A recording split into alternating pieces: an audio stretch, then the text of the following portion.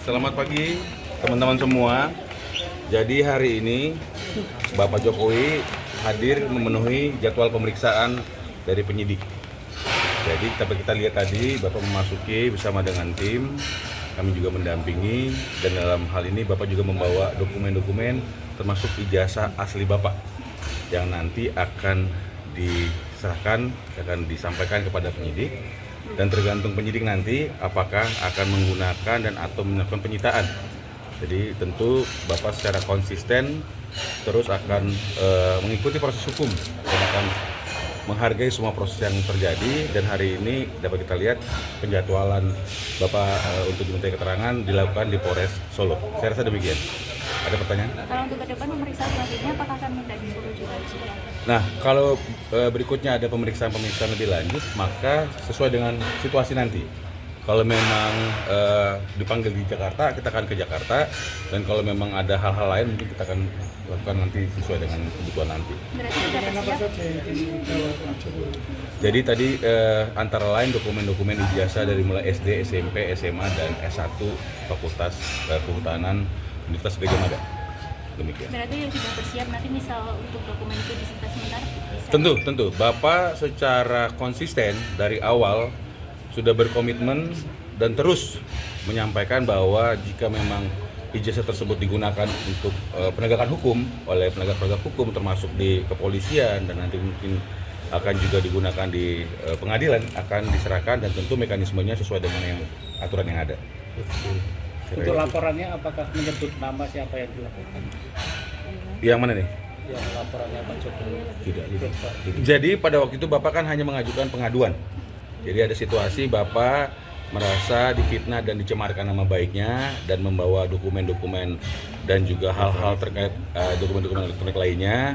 Dan tentu dalam proses penyelidikan ditemukan fakta-fakta, ada nama-nama, dan dalam proses lidik itulah maka timbullah nama-nama yang beredar saat ini, seperti itu. Pak, ini sudah masuk ke penyidikan ya Pak? Mengenai tersangkanya bagaimana, kan belum ada? Nah, tentu dari proses penyelidikan naik ke penyidikan, maka ada peristiwa pidana yang ada di situ. Dan oleh karena itu kita cermati saja, karena memang dari proses pengaduan yang disampaikan, kita kan ada dalam proses lidik itu ada 5 nama.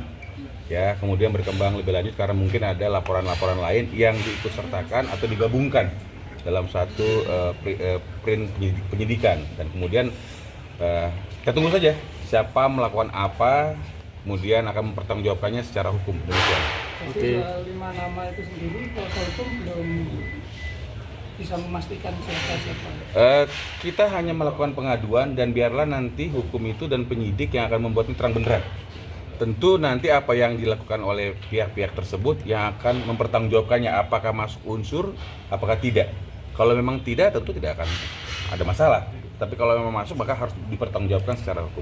Pemeriksaan yang pertama Pemeriksaan Bapak ini sudah yang kedua.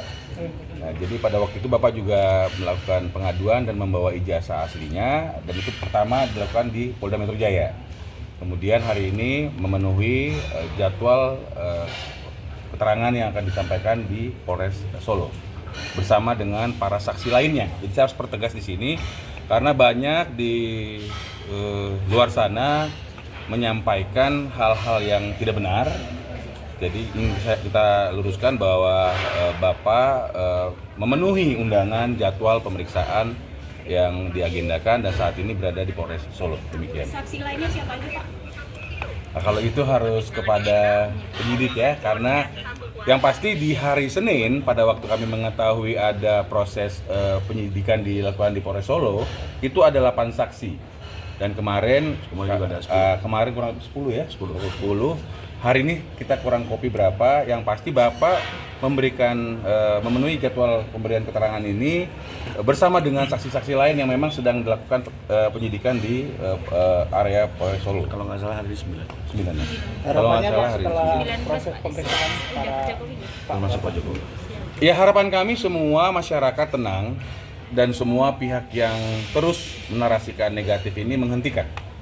Sehingga kami juga meminta media untuk mensortir juga informasi-informasi supaya semuanya menjadi baik. Dan tentu harapan kami kita memiliki hukum ya, jadi kita memproses ini secara hukum, dan oleh karena itu kita akan mencermati, kita akan patuh, kita akan mengikuti seluruh tata cara sesuai dengan hukum yang berlaku. Saya itu. Cukup ya. Terima kasih ya. Terima kasih ya. Terima kasih.